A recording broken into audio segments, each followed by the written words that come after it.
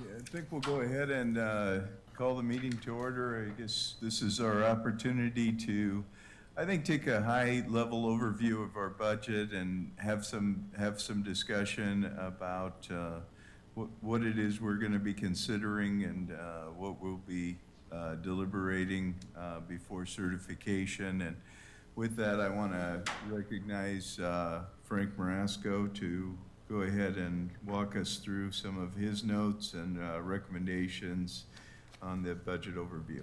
Great, thank you, Chairman McCoy, Board of Supervisors. Thanks everybody for coming. As Supervisor McCoy said, I'll give a high-level overview of our budget process, then get into some of the numbers and some recommendations.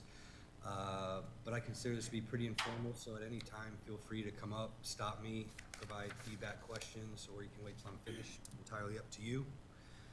With that, go ahead and get started. Before I get into the numbers, I did want to touch on the budget process itself. The county starts its process in the fall, so usually October. The respective departments and offices will prepare their budgets, preliminary budgets, meet with budget office and administration to go through that. This was a unique year because it was an election year, and we have 2 new board members coming in. So that obviously is unique, and that presents maybe some different direction once you get into January. But we didn't skip a beat, and all the scheduled budget hearings went off relatively streamlined as scheduled, culminating in the final presentation between myself and the budget director on recommendations, which I will get into. So there is some time between the preliminary of October and then certification April, and then the ultimate implementation for July 1st.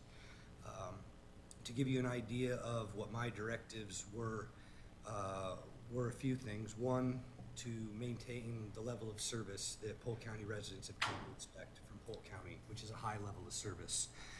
2, avoid any situation where there would be layoffs, taking care of our employees, which is our #1 asset, making sure we're able to give the cost of living increase, provide wage and insurance benefits to our workforce who provides those great services to the citizens in this county.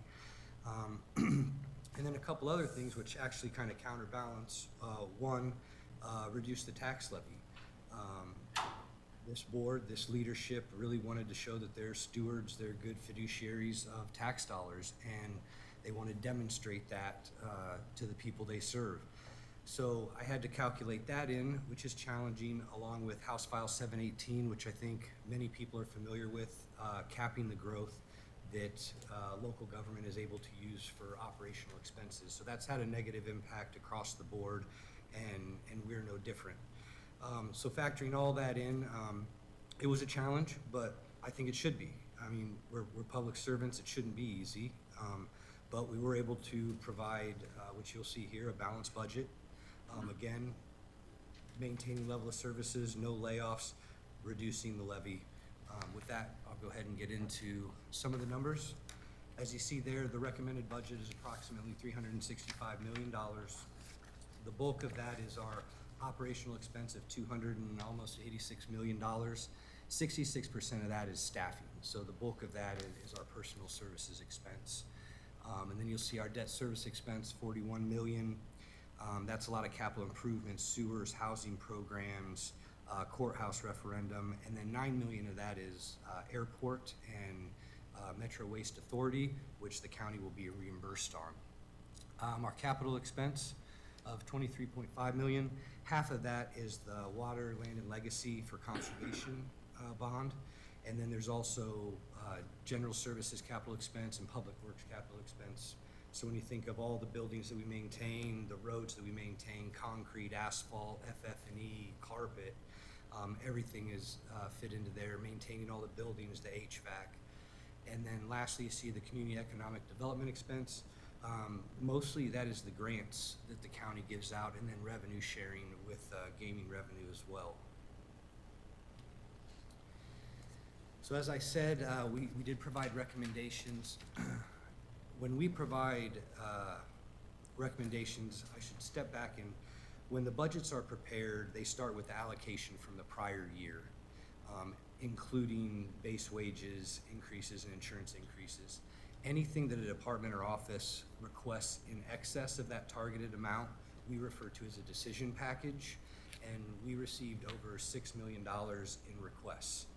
And given some information I'll get to in a second, continuing to fund certain things in perpetuity is just not sustainable, given the changes that the legislature made on capping our growth. So I was very hesitant to recommend ongoing expenses. We really identified some one-time expenses, given that we're pretty solvent this year, but the next couple years is going to be more challenging. And so, again, $6 million in decision packages that were over target. We're really only recommending $1 million in ongoing expenses, so a lot of those were denied. And then we did do some reductions within some of those targeted budgets as well, just with our own due diligence. But you see there, $400,000 of ongoing expense. That is a postage increase, some overtime increases, and then some IT subscription increases. What we are doing with IT, and we really worked with all departments to say, hey, if you need an additional expense, let's try to find something that you can reduce your budget by to offset that. That was kind of the method we used.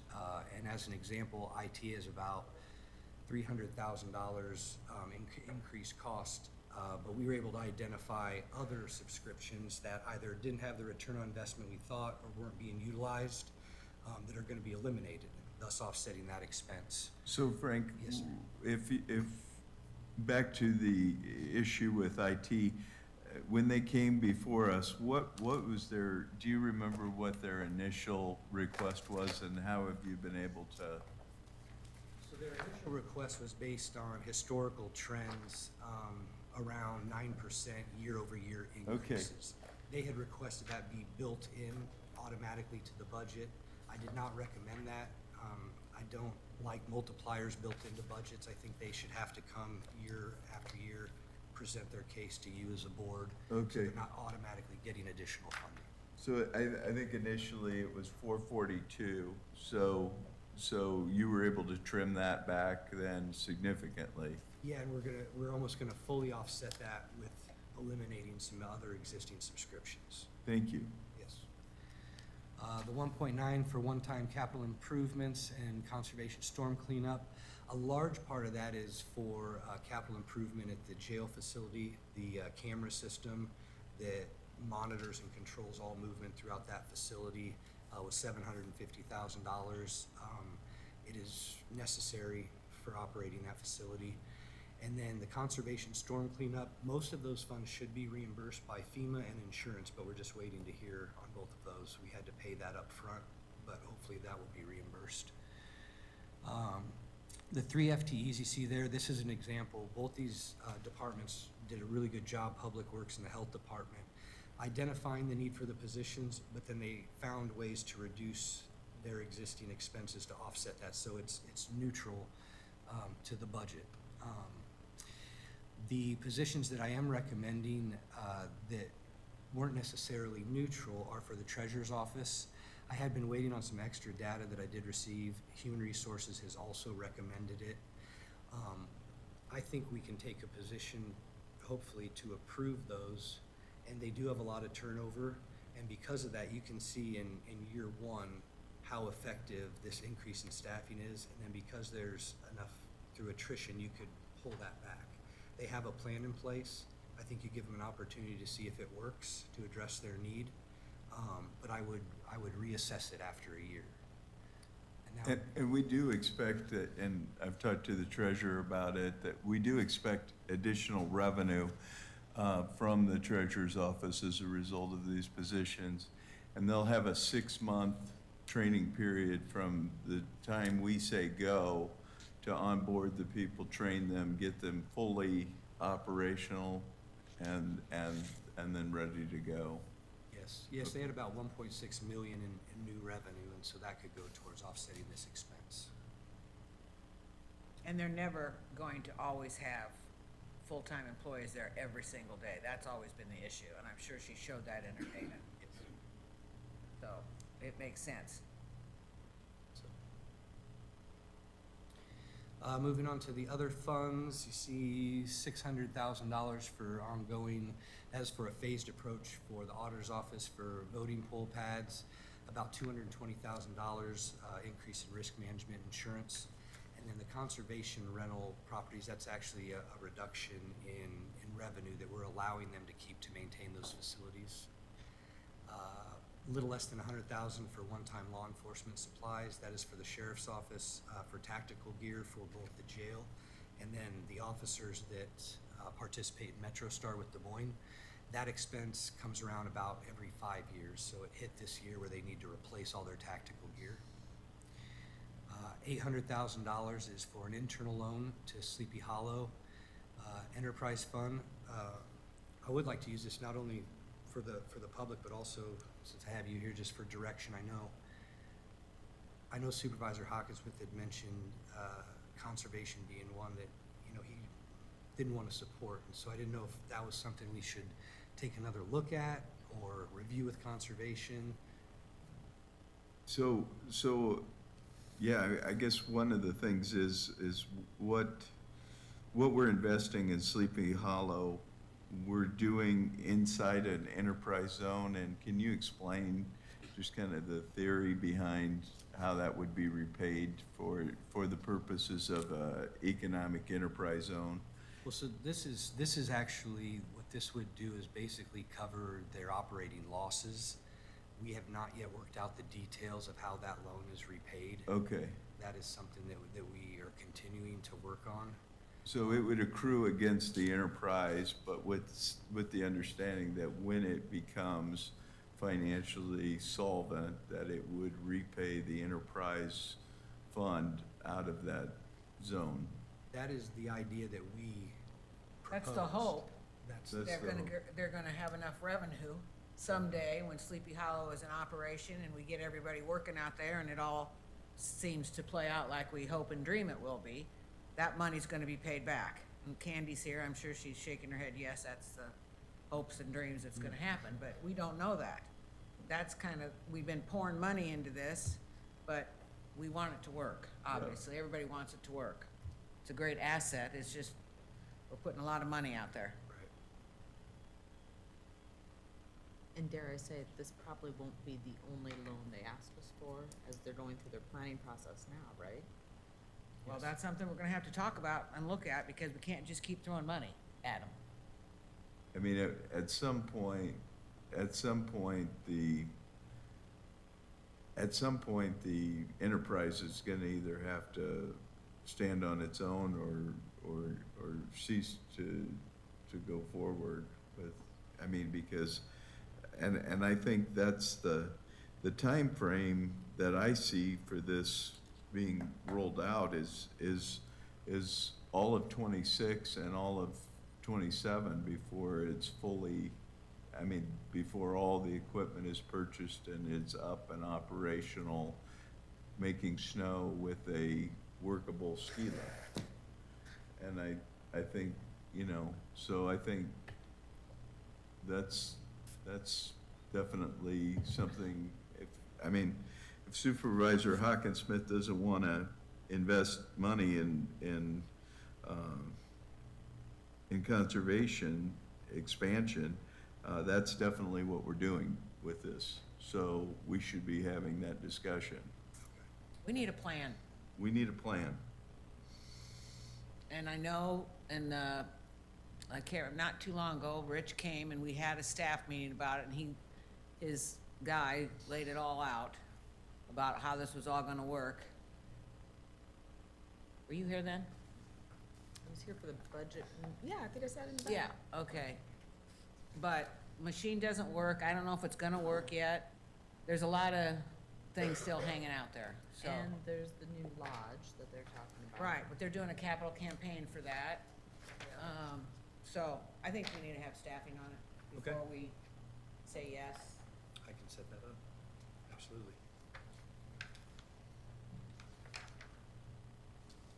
As I mentioned, House File 718 impacts our budget specifically by $7.2 million, and there's a cumulative effect year over year. So while we're looking pretty good this year, it is only going to get more challenging as we enter next year and the following year especially, and that's also dependent on any new legislation that might be passed this year. Part of the reason I mention that is when you look at a large part of our expense is staffing, and so you see that how that trends up, and that's part of what just isn't sustainable over time. If they're going to cap our growth, if they're going to reduce the amount of revenue we can take in, we can't continue to increase our expense in a sustainable way. So I have been working with HR on a multi-year plan to try to identify positions that are appropriate and responsible to reduce our workforce through attrition. So when more challenging times come, we're not in a situation for layoffs, and we're working through that process, and that'll probably be another staff that we present to you what that plan looks like. Yeah. I mean, because this is the trend, and it's about, you know, it's been trending about 25 staff a year. And, you know, when you look at, this was our former budget, you know, when we had all the ARPA money and all the Air 2 money and all the things that we were doing as a county, we needed more staff to administer all the programming and that dollars that we were investing. But now we're back to, you know, nearly $100 million less in revenue coming in, and our staff has continued to grow at a rate of about 25 a year for the past, you know, since 21. So that's definitely a concern, and it does raise the question about whether this is sustainable.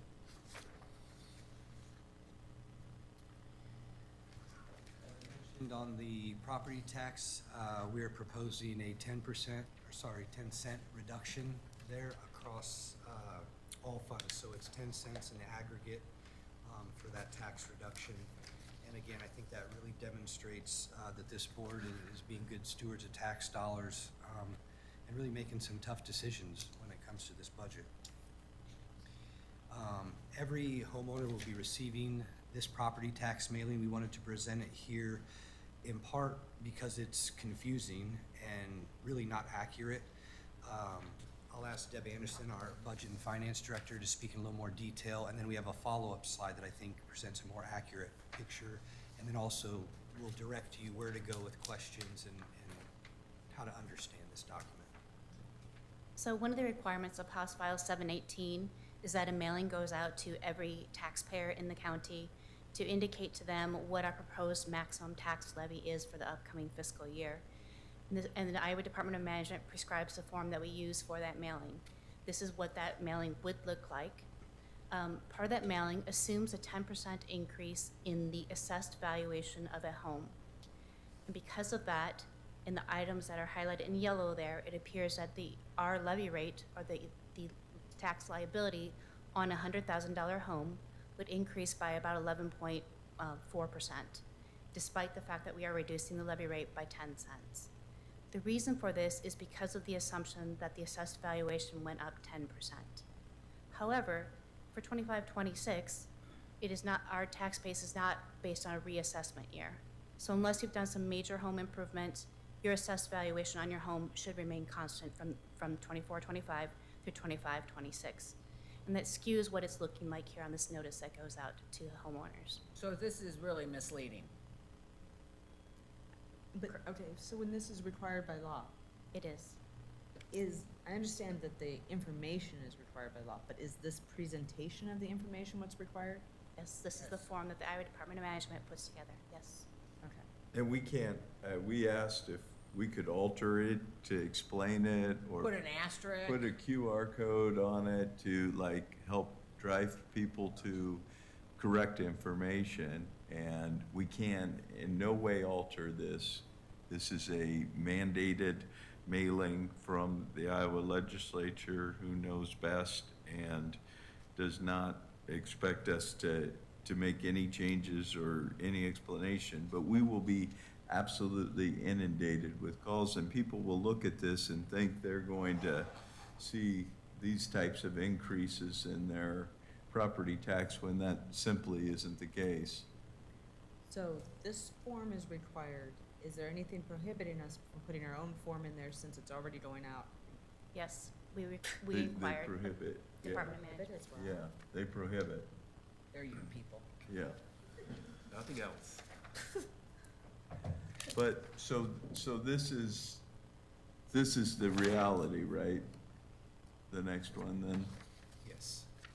This slide, I revised the numbers. We're not allowed to do this in the mailing that goes out, but just for our informational purposes, what if we did not assume a 10% increase in the assessed valuation? What if a $100,000 home was assessed at $100,000 in 24-25 and $100,000 in 25-26? In that instance, you see an increase of about 1% in the tax liability. And again, despite the fact that we're lowering the levy rate by 10 cents. The reason for this is a residential rollback. So the state determines a formula whereby they try to have limit taxable valuation increases year over year statewide to 3%. And they do that through a rollback formula. Rollback basically means what percentage of your assessed value are you actually taxed on. In 24-25, the current year, homeowners are taxed on about 46% of their assessed value. In 25-26, they'll be taxed on about 47.5%. It's a 2.3% increase in the amount that is subject to taxation. Because of that, it looks like we're still going up about 1% in the tax liability. A little bit kind of roundabout way, but because of the rollback, it appears that the tax liability is going up 2.5%. We're taking off 1%. It comes out to the 2 or the 1.3% here.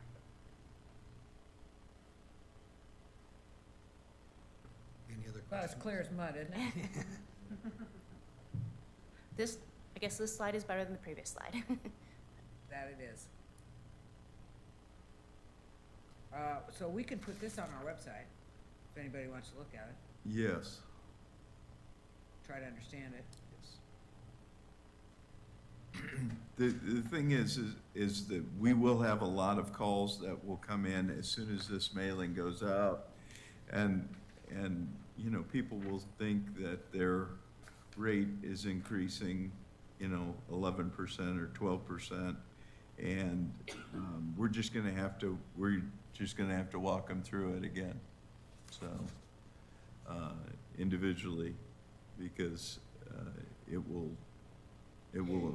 will affect all of them. Yeah, it's alarming when they see it. Yeah. What's that? Expense of the mailing? Oh, yeah, I forget how much it costs too. Yeah, Jamie, is that coming out of his pot?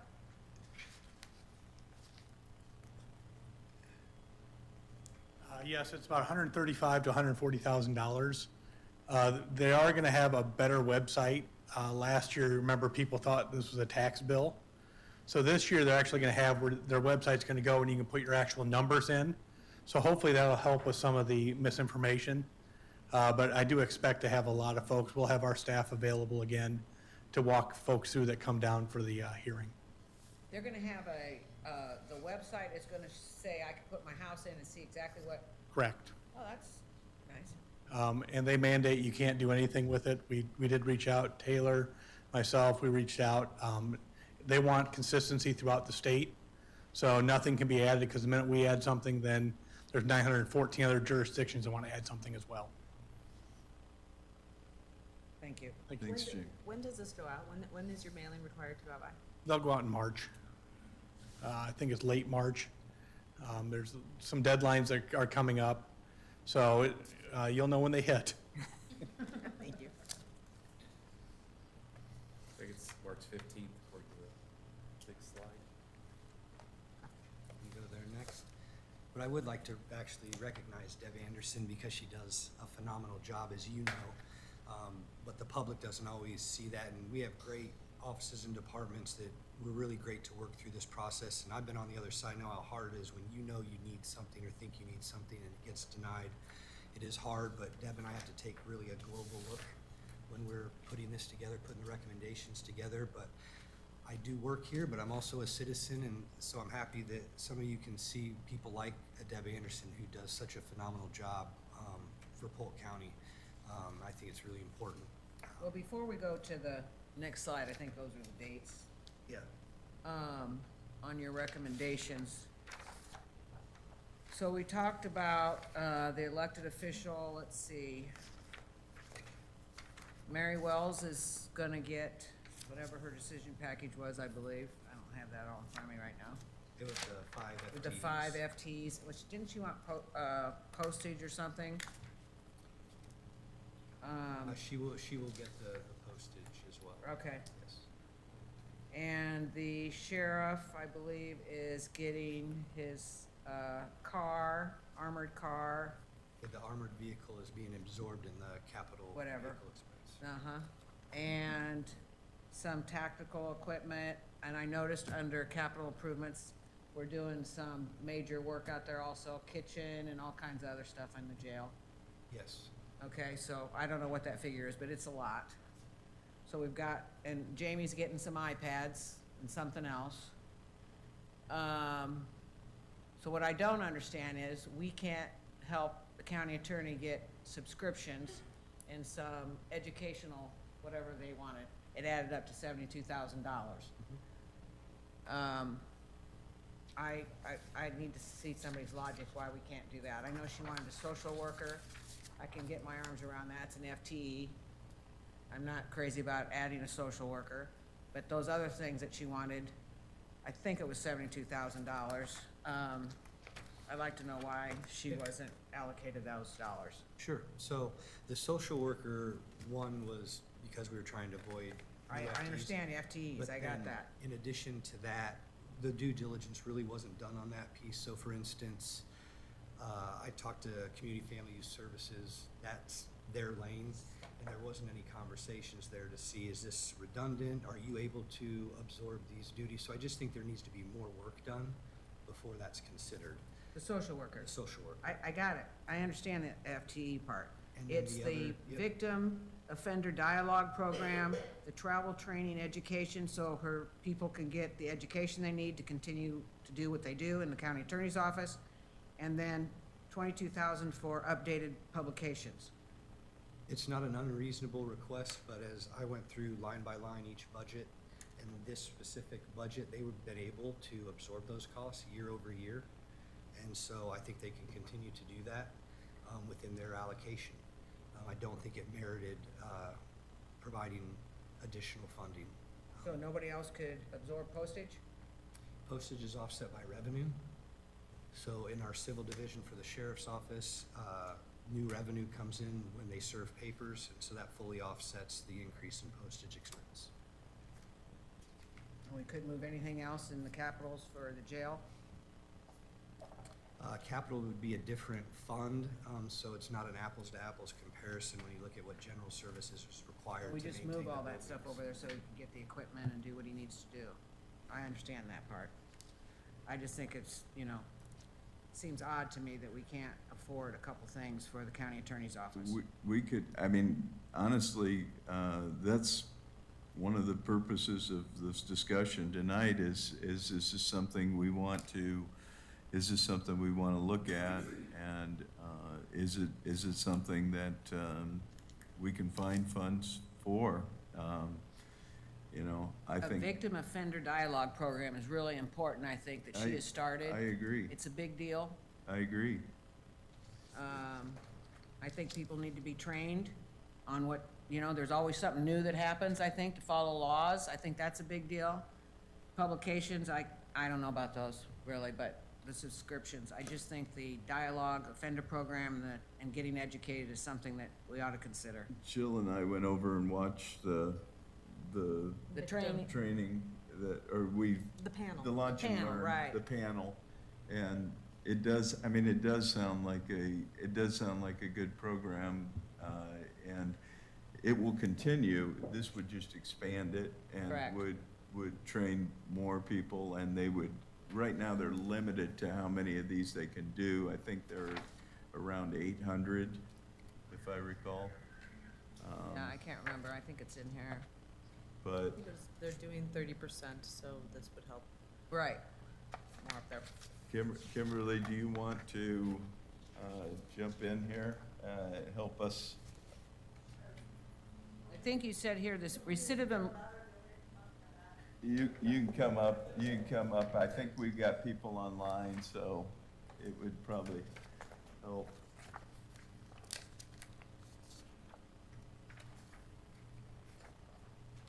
So, in the past year or so, we did roughly 800 of these community represented dialogues and victim offender dialogues.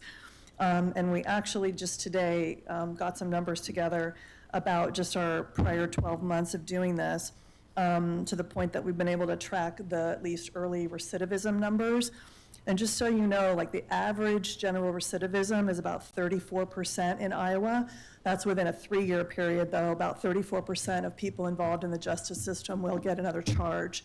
So far in our program of a year, we have 7% of people in our alternatives program picking up another charge, which is remarkably low. So there's no doubt in my mind, I mean, I've seen this in other studies in other jurisdictions, but how valuable this program is. And right now, we're only able to do about a quarter of the ones that we could be doing, because we just can't pay the facilitators. We don't have that in our budget anywhere. Was that 800 number right, or in that? Yes. Okay, all right. So again, this is an opportunity, and you're requesting 31,500 for the victim offender dialogue program? Correct. Okay. And that would give you, how many more would you be able to? We'd be able to, I also have Cassidy Simmons here, who essentially runs that program. She's kind of the boots on the ground. She schedules those dialogues for us. Cassidy, I'll replay what you say. We could about double what we're doing now if we had that. We could roughly double it. Mm-hmm, wow. yeah. So we should definitely look at this and Yep. see if we can find the funds to do this. Well, we'd appreciate it. And Supervisor Connolly, that was, you mentioned something else that I was gonna, the publications. You kind of didn't know what that was. That's just covering, it says publications, but it's really digital. It's our research tools, so it's paying for like our Westlaw thing. When we have to look up something or we have to do research on case law to see what the case law is in this particular situation, we use those tools. And those services have gone up anywhere from like 7 to 20% year over year over year over year, and our budget for that has not increased in something like 20 years. So we're just trying to catch up to, these costs that keep increasing every year. What about the travel, training, and education? Do you do some of that here? We do it wherever we can and wherever it's appropriate. The problem is that, again, that line item has not gone up in about 20 years. And I mean, that's as far back as we can verify. And so, of course, the costs of these trainings continue to go up. We do send a lot of people to an annual training in Iowa City. There's another annual conference at Lake Okoboji, but that's, of course, more expensive, so we don't send as many people to that one for good reason. And then we also sometimes will have people just come into our office and present over the lunch hour, like an hour of CLE, but we need 15 hours a year. And so, you know, if you're just doing it an hour at a time, it takes a long time. And we also want to be able to send our ACAs, our assistant county attorneys, to the conferences that are most appropriate for the kind of docket they're on. Like if they're on a sex abuse docket, we want to make sure that they're going to specialized trainings about prosecution of sex abuse crimes and so on. If somebody is prosecuting, you know, drug crimes, we want them to be able to have the opportunity to go to those specialized trainings as 15 well. hours a year, they have to, Every one of us, every attorney in the office has to do 15 hours a year. Yeah. Having some familiarity with this, have you done much online? Because I do a lot of mine online. Yeah, I mean, people do what Very they can specialized fit. areas. They can, yeah, what they can fit into their schedule as well, obviously. You know, I can only speak for myself. I think a lot of the people that work in my office work a lot, and so we have to fit these in when we can, and we try to get people in, like I said, to give us some CLE in our office, so it's easier to get, but it just depends. And sometimes there's just conferences that are just really on the cutting edge and things that we want to learn, and they may be out of state, and we want to be able to send our people to those, so we're continuing to do the best work that we can. So, thank you. We appreciate it. so I guess another question too then, I think you said the armored car's coming out of the vehicle fund, right? Yes. So could that money be put back in the general fund? Because we're underspending money in that fund? Because don't we put away $3 million in cars? 2.3, we could, I'd have to look more in detail of what we could move around. I don't know off the top of my head. I can tell you, I don't disagree with what you're saying and the merits of that. I would just be cognizant of almost every department office has 50,000, 70,000 requests and asks, and so we do have to look at it in a global way because I'm just talking about decision packages. Right. It all adds up. Oh, I don't doubt it. I definitely did take an approach to deny most of the requests. But that in large part is because of the budget challenges that this county is going to be facing, especially in the next couple years. But that's why this forum is important for me to get direction from you on how you guys want to proceed. So it's good that we're having it and I can adjust it accordingly. Yeah, sorry. I just, and the other thing I have is, I got a real hard time trying to swallow these employees on the jump. I'm here, and I don't remember having this big jump on the employees. I'm sure you're right, Josie, I know the only time that I know we took a amount was when we took behavioral health, when they came over a couple years ago. I don't think we took any other departments that I'm aware of. I don't know how we got 25 a year, you said. So, yeah, so it's been 25 a year, and it's happened incrementally, We and didn't really hire people during ARPA. when you and I were doing vacancy review, Angela, we were turning everybody down. I know, so I don't know where the hell all these people come from. And after we lost control of vacancy review and it started, these positions have been added every year, and that's I what don't happens. understand. They sneak up on you, and you hire people, because I still say a lot of it goes back to, we were $100 million more in federal stimulus money coming in through ARPA and ERA 2 and some other sugar highs that we were on. And as a result, we were adding staff to meet the needs of whatever services we were trying to get out the door and take care of people. And as a result, we've expended the money, that money's gone, and I think that's kind of where we are today, is we've got, we still have these FTEs, but we're 100 million less in federal revenue that's come through our system. So the reality is not only is 718, because this year it was roughly $8 million in loss of revenue under House File 718 that we would have had, but next year it goes up, it ratchets it up to over 9 million in loss of additional revenue, which is why we're having to say no to a lot of the decision packages and make a lot of the tough decisions we're making today, because if we don't make these decisions today, then we will be into cutting people in the future, because and we still don't know what this legislature, it's my understanding they're still considering another, some more draconian tax measures, including a taxpayer trust fund and collection of sales tax, and then limitations on county spending even further. So it's going to be a challenge. Well, I'd really like to get a list of, this employee thing has totally thrown me off, so I gotta really try to understand that a little bit better. And I don't doubt that we have had increases, but I don't know where they came from. They're broken down by department. I have this on the back sheet, Yeah. and I see all that. So they are broken down by department. You can see the departments that have grown. Conservation has grown a lot, but I think a lot of that is attributed to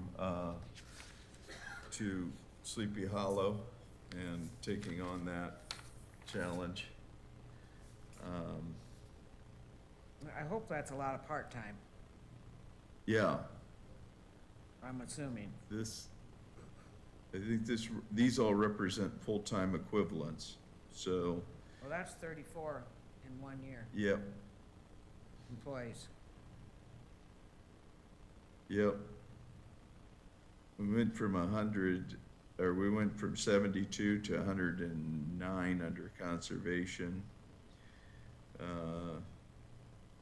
So, yeah, as you see the growth,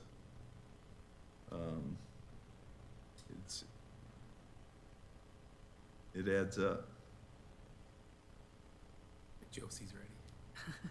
So we can provide additional information on the FTE increases. Some of those are grant-funded positions, so there's, different pots of money that we're using, but we can pull and do a deeper dive into where the increases were, resolutions that approved them, and things like that, if that would be helpful. That'd be great. I Yep. bet they are a lot of grant-funded too, Yep. the health department okay. And that might make our picture look better, but, Well, let's hope so. yeah.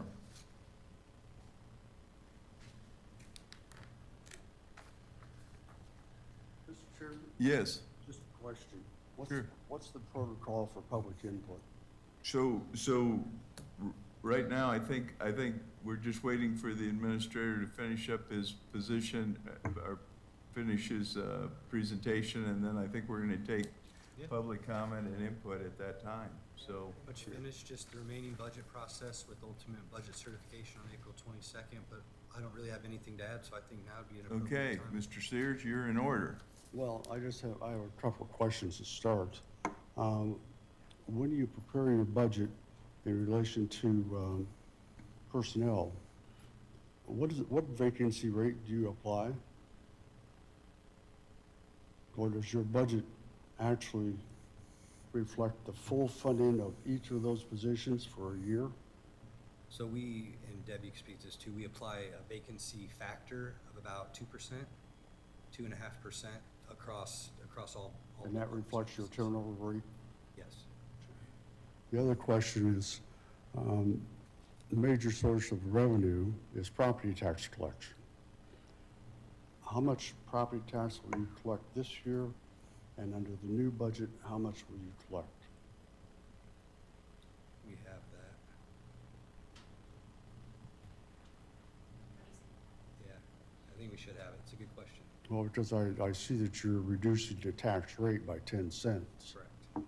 However, depending on the growth and what you're able to tax, that may not be very much. That is correct. I don't have that exact number of what it was before, but it's about a $2 million increase in total. About a $2 million increase in total tax collections. So you're going to ask the residents of Polk County to pony up another $2 million over and above what we did in this year. And that's against all classes of property, yes. Right. So even though your tax rate is going down, your tax collections are going to be going up. Right, it's because as valuations increase, Yeah. you collect more money. Well, I have a couple suggestions. Okay? You know, I mean, you folks are talking about nickels and dimes, 30,000 here, 70,000 there. I would propose that this Board of Supervisors actually rescind actions taken by the previous board as it relates to the soccer stadium. Okay? I believe, you know, right now, the county has pledged, although I don't think there's a development agreement in place, has pledged $17 million for this project. I don't know Mr. Kraus. I know that, or I think he has met with each one of you individually, you know, but it seems to me that he doesn't need public money. And there is nothing, you know, that requires this board to provide public money to a private firm that in fact has an intention of making a profit. Developers don't start projects that they think they're going to lose money on. And right now, Mr. Kraus owns many properties in Italy. I don't know what he owns in the United States, but he has just sold his family legacy business for $2 billion. I can't even grasp what $2 billion are, although I believe it's 2,000 million. Mr. Kraus has plenty of money to make his dream come true without the taxpayers of this county participating. I believe you should rescind those two resolutions, and the county, you know, should stay out of that. It's not the primary function of county government. You know, it has traditionally, you know, been, you know, for years past, this Polk County has done this, but developers have no right to expect that you're going to contribute taxpayers' dollars to their pet projects. You know, Mr. Kraus, right now, is contributing, I believe, $23 million of his money for this project. Polk County is contributing $17 million, and there's various other contributions. And Mr. Kraus has more money than you guys do. You know, what are we doing, you know, backing up a billionaire's project when you have people out there who don't know where their next meal's coming from, who have a terrible time with things like daycare, who need assistance in the county attorney's office for subscriptions, for God's sakes? I mean, those are all nickel and dime. If you do what I'm suggesting, you will have $17 million more that you can spend on police, that you can spend on the county attorney's office, you know, that you can spend any way you want. I'm fairly confident that in your budget hearings, I doubt that any department that you rely on for advice came to you and said, one of my highest priorities is a soccer stadium. They probably asked for things that they thought they needed to better serve the citizens of Polk County. I encourage you to take that action, claw back that $17 million, and let Mr. Kraus fund his own dream. And if he does all that, we'll stand up and applaud. But I think if you don't do that, he is going to come back over and over and over again and nickel and dime you $1 million at a time, you know, to make his project come through. So that's my recommendation on that. And one other quick recommendation is that every elected official will receive a 6% increase based on their salary into their deferred comp program. Why? Nobody seems to know. It's just because it is. So July 1, whether you do anything or not, according to your handbook, 6% of your salary will go into your deferred comp program if you participate. It's easily done, just wipe it out. You know, and it's the only employee group that gets this. No other employee group gets it. So, easily done. Thank you. Any other comments or suggestions, public input at this time? Yes, sir. Let's step up and.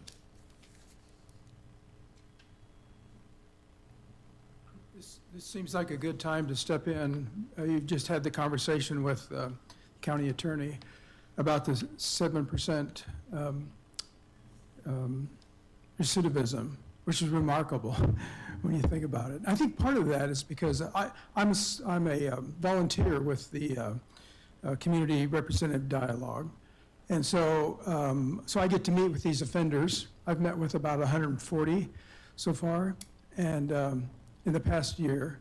And I think the reason is that this is working is because we take the time out for half an hour to 45 minutes to talk to these offenders and make them feel like they're citizens, that they're worthy of our time, and to go through them with what's taken place so that they take ownership and what's happened. But at the same time, we're talking to them about how can they keep this from happening again? What can they work on to make sure that it doesn't happen again? And so we process this with them in a way that's non-threatening, and it becomes important to them. We ask them at the end of these dialogues if they feel like they've learned anything from it or if it's been helpful for them. And most of the time we get positive responses from them. So I think this helps with the recidivism because we don't have citizens walking around carrying a grudge. They can talk about this and get whatever's on their chest, whether it's they're angry at the police or they're angry at the county attorney or judges or whatever. So it's just a great positive way to help restore them to the community, make them feel like they have ownership in it. So I would encourage you to continue to fund this and to expand it if at all possible, because this is remarkable. This is the first night I've heard about this 7% recidivism, and I don't think you could match that. I'm not sure you could match that anywhere in the country. So it's working. I'm a part of it. I'm proud to be a part of it, and I know that the colleagues that I'm with feel that same way. So I would just encourage you to continue to support that and expand it. Thank you. Yeah. Thank you for your service on this program as well. I appreciate it. I'm not sure I introduced myself, did I? No, but you could at this time. That would be Okay, good. my name is Denny Kuhn. Yeah. And I'm a citizen. I live in Ankeny. Thank you, Denny. Yeah. Anyone else?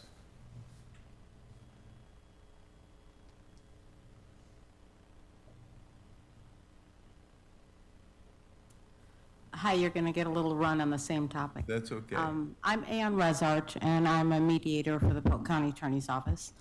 And I've been a mediator for 25 years for them. And I've done every kind of mediation that they've ever had. Victim offender has always been my favorite, but I've done hundreds and hundreds of truancies and child welfare and fire starters and everything that there is. And when the county attorney suggested that we try this program, I was very skeptical. I didn't say that to her, you know. I was just like, oh, sure, you know, I'll do it. And I thought, what? What are we going to do without the victim there? That's going to take all the magic away. And what happened absolutely flipped me. I am now the strongest advocate there could ever be for this program. Because when you have only the offender, the attention is on them. So all the positive things that you can do to help a person think these things through, and it's not divided by, oh, you're also accountable to this human that you harmed. That person is not there. And so they're talking to, instead, a person from the community, which of course is harmed in a different way, but not in that direct personal way. And they absolutely respond in the most amazing ways. I always say, when I'm leading into, I want you to tell us a little bit about yourself. And I'll always say something like, you know, where you grew up or whatever, just to get them talking. And I'll say, we know that everybody is more than a name and a case number on a piece of paper. And you see this little nod, or you see tears in people's eyes. One day, the community representative and I both told this gentleman that we were proud of him. He had been sober for like 3 months, and we told him we were proud of him. And he said, nobody ever told me that they were proud of me in my life except my mama. Later, he asked if he could come back every 6 months and talk to us again so we could know how well he's doing. These are phenomenal things that happen. So when I'm telling you about this, and I wish I could make it more real, I wish I could just like do several of them right here. And after about 6 of them, you guys would say, yeah, I'm in, you know, but I can't do that. So I have to just help you see that when someone is treated as if they can make pro-social decisions and that they want to do that, they have the courage to tell themselves, maybe I could do that. Maybe I can be that person that I've always thought I could be. It takes courage. It takes incredible work for them to change from the circumstances that they're in, whatever those may be, into somebody who they can be proud of themselves. So I fully believe that our impact is helping the citizens of this county every single day. You don't see it, but when you're driving home tonight, there might be a car sitting right next to you that's an Uber, that the person who was, you know, driving intoxicated would have been driving had they not had the conversation with us. A car can pull up in the dark across the street from you, and they can be sitting there thinking about whether they can get into your house. And they sit there long enough, and they remember the conversation, and they say, I'm not gonna do it, and they leave. We don't have a way to measure that. Kimberly, of course, told you about, you know, recidivism and all those things. But there's a whole lot of stuff that is being impacted by these every single day that we'll never know. We just have to have trust. And I'm telling you, in all the years I've done this, I've never seen anything with the impact like this has. Thanks for listening. I hope you keep me in business. Thank you, Ann.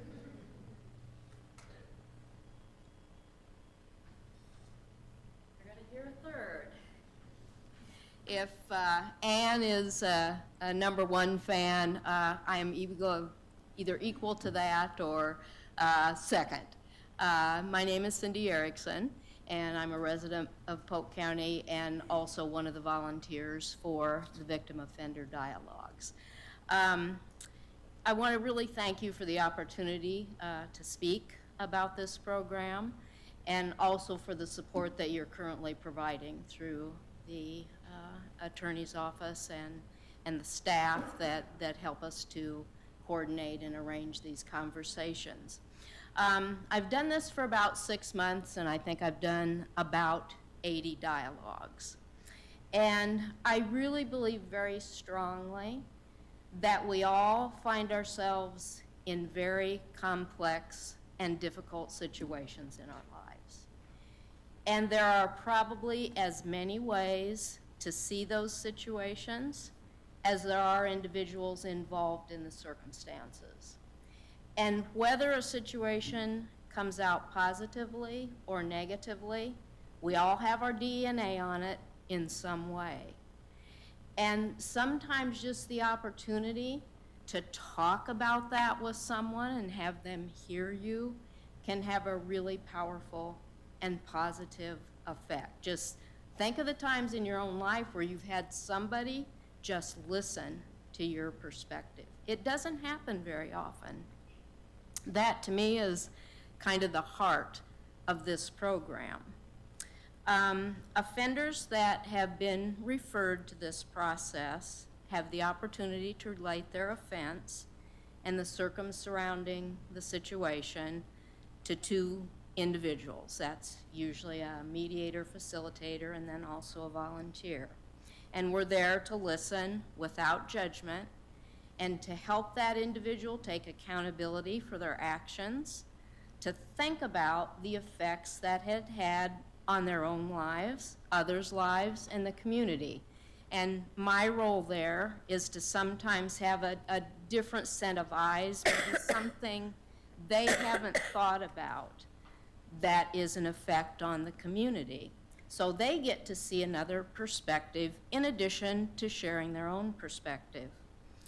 And I'm constantly surprised and humbled by how quickly these individuals will talk to two strangers, people they have not met before, but who are just there to listen.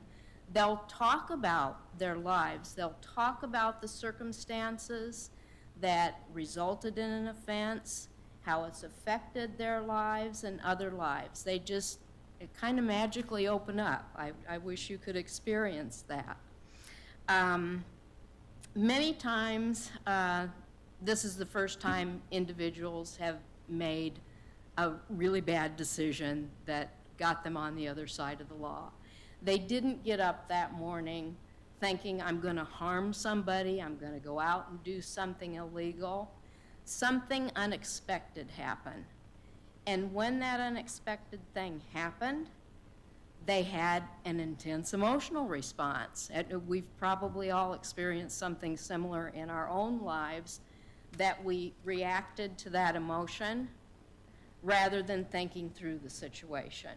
And that's often what I hear as I listen to these individuals' stories. Many times, they're very embarrassed by what happened. They're very distressed by the consequences, what it's meant to them personally, what it's meant to family members.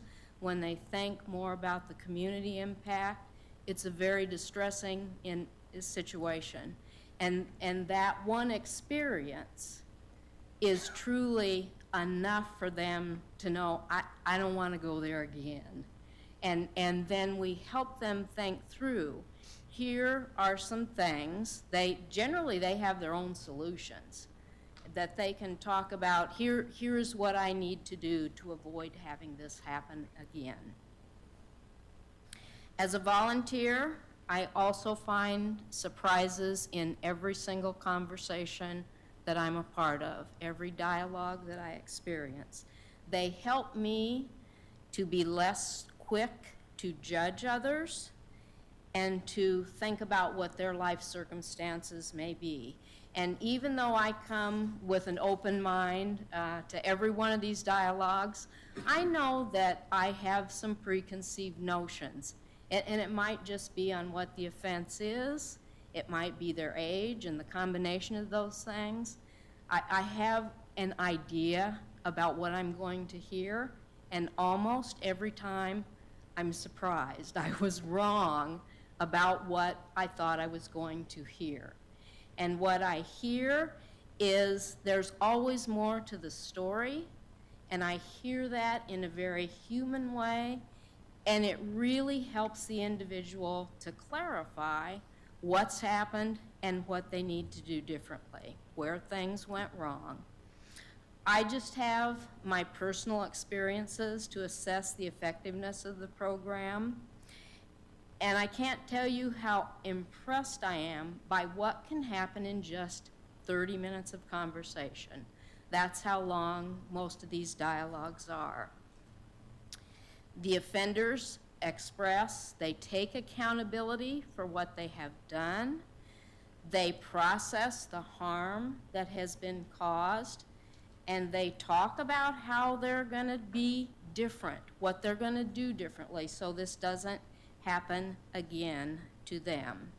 They know how they're going to move forward at the end of the conversation. I'm really fortunate at this stage of my life, I can pick how I use my time. And I'm really picky, given that's my scarce resource is my time. And I get to pick how I use it. And this is one of those things that I choose to carve out and make time for in my life. And I hope that you also see the benefits of this program with some of your comments. I appreciate that you do. And I think it's a really worthwhile investment. When we think about these are low-level offenders, they're probably not gonna do this again, and the opportunity for them to be heard may play a part in that. It allows them to have a second chance and a clean slate.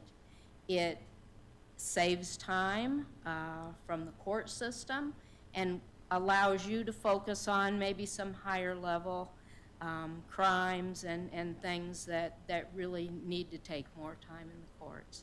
So I thank you very much for your consideration. Thank you. Appreciate it very And thank you for your much. service to Polk County and this program. It's a great Appreciate pleasure. it. Thank you. Any other comments? Yes.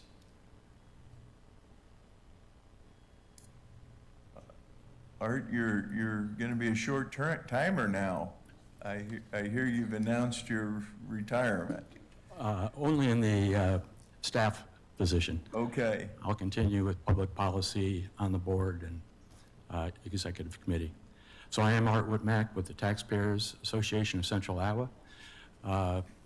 We were started in 1921 as a public policy group. I was one time used the term nonpartisan.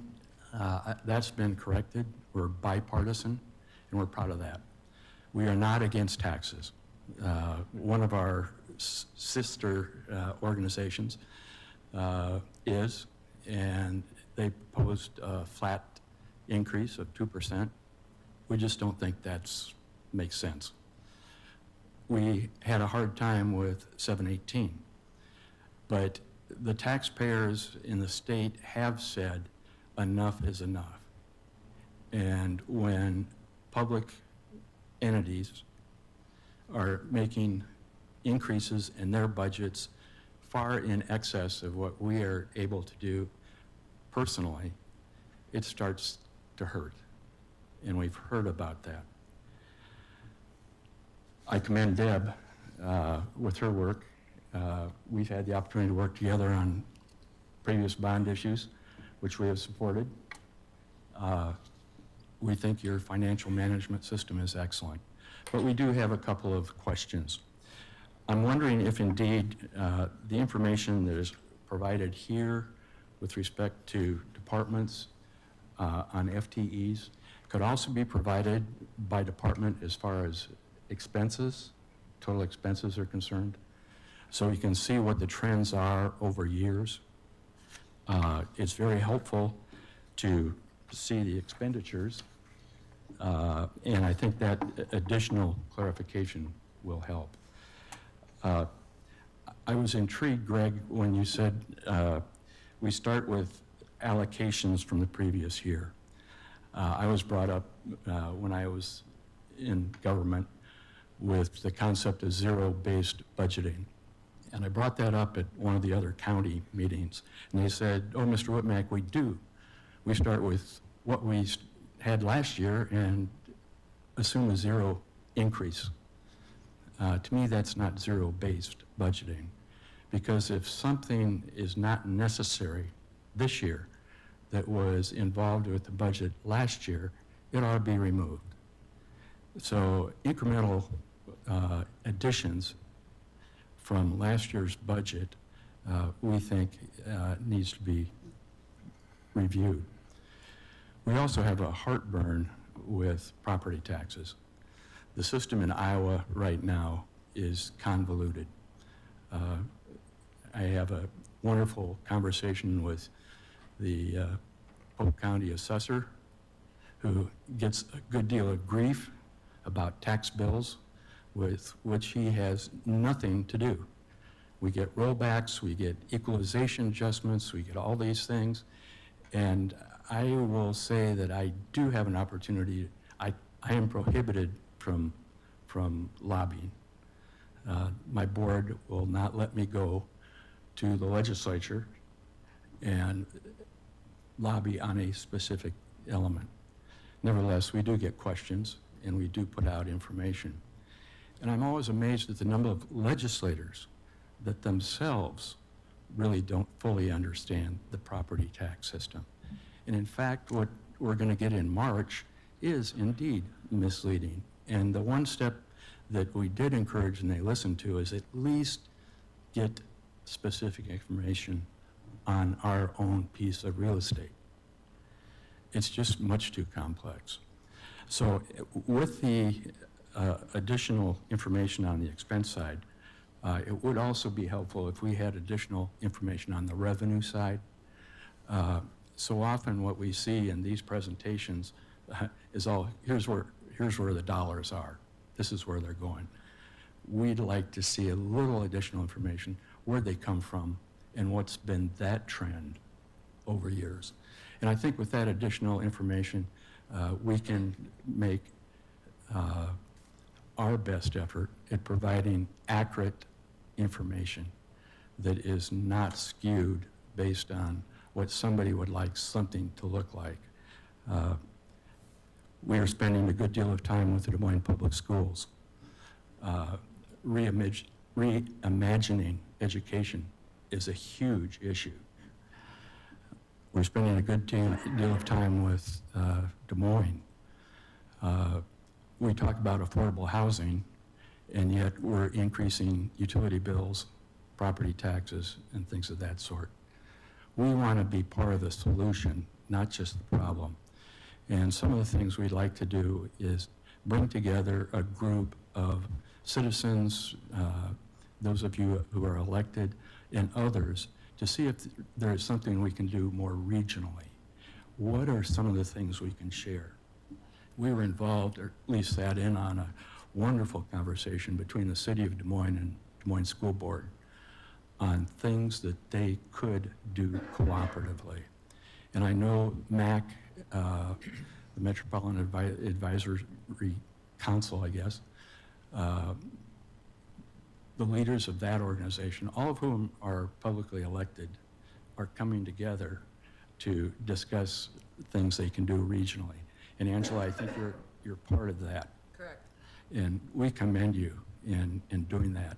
And anything we can do to add to that momentum, we would like to do. We've seen how it affected wastewater.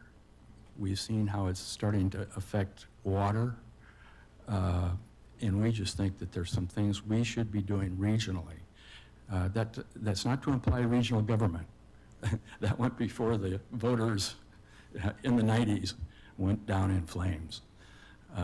But we do think there ought to be some ability to increase in a meaningful way the types of things you're already doing, 2080 agreements with other organizations.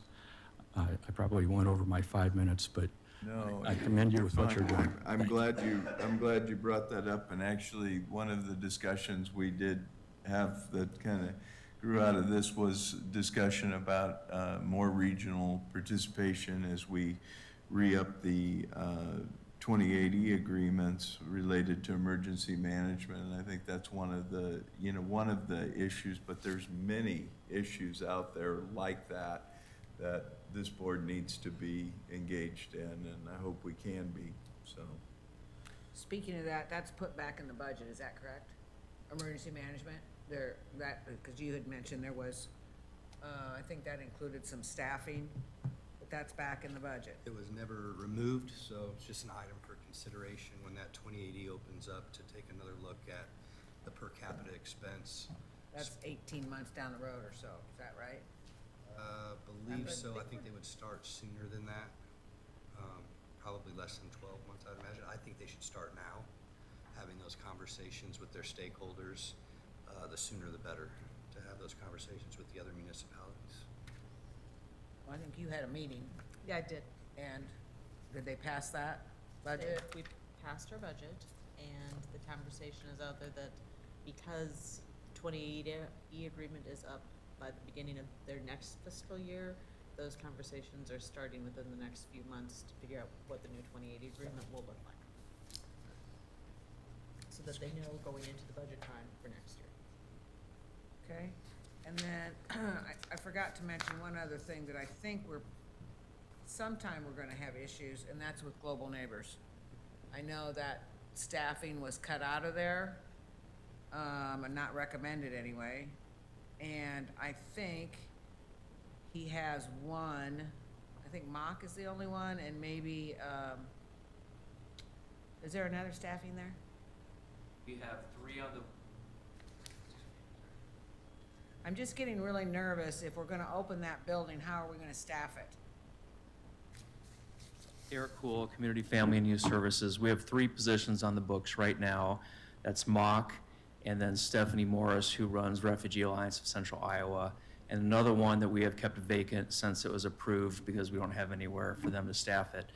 We did request 3 additional positions plus facility attendants, but have identified 2 positions elsewhere in CFYS we could take off the books. So we would reduce the net impact to, I think, 40% of the decision package. We don't have to do that now. We don't have a place for them right now. That staffing package we've proposed, we feel is the ideal staffing package to keep it open for public business hours, have enough for, coverage, vacancy factor, that kind of thing. But we haven't done anything with that yet. On that point this morning, we had a elected officials meeting with the bishop, and he informed us this morning Catholic services, social services were gonna lay off 8 full-time employees, that part of Catholic Charities, and he expects the other entities to be probably moving that same direction, because it's anticipated there won't be Federal funding? any federal funding for refugee services going forward. For the people that are already here? For the people that are already here, yeah. So that was not a good way to start out our morning, but that's the reality. And I think we're gonna have to, we're gonna have to figure out how we're gonna staff the Global Neighbors in light of the, in light of the other agencies that we're gonna take a piece of that, not having the people or resources to staff it, so. It's gonna rely heavily on what we need to do. That's gonna be the problem. And I don't know how we're gonna do it. That's gonna be the real issue. They have to get services and answers somewhere. Yeah. Because others, agencies are gonna close up. We're gonna have to serve those people And in some capacity. And I think we're gonna also have to heavily lean into,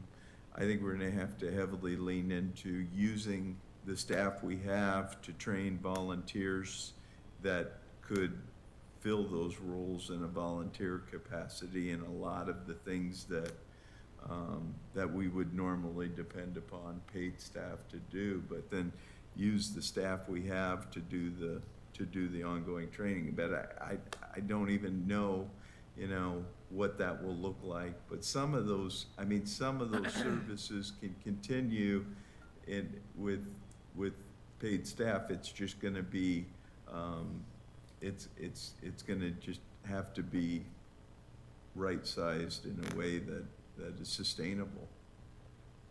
But it's a big challenge it will be a big challenge for the community. Okay, I'm glad I brought that up. Any other comments? If not, Frank, you want to wrap it up and swing for the fence here? This is the deadlines, this is, Yeah, these are the deadlines with the ultimate certification happening in April. Just make note of that March 20 meeting, we have to set the public hearing, but well, if I could just say, you know, it's difficult to say no, so the role that Frank has played in making recommendations and looking at decision packages is not a fun one, and we're trying to do this within our means, and obviously, it sounds like we're gonna continue to have some discussion. I think there was some good input tonight on certainly the victim assistance, or the victim intervention program and all that entails, and I think that we'll continue to have discussion with each other as this process goes on. Again, all these budget presentations are online and available. This hearing will be online as well, and the dialogue will continue until it can't anymore and we're certified. So we'll keep working with each other and working through these issues. Thank you all for participating tonight. Any other comments from the board at this time? Thank you all. Have a good night.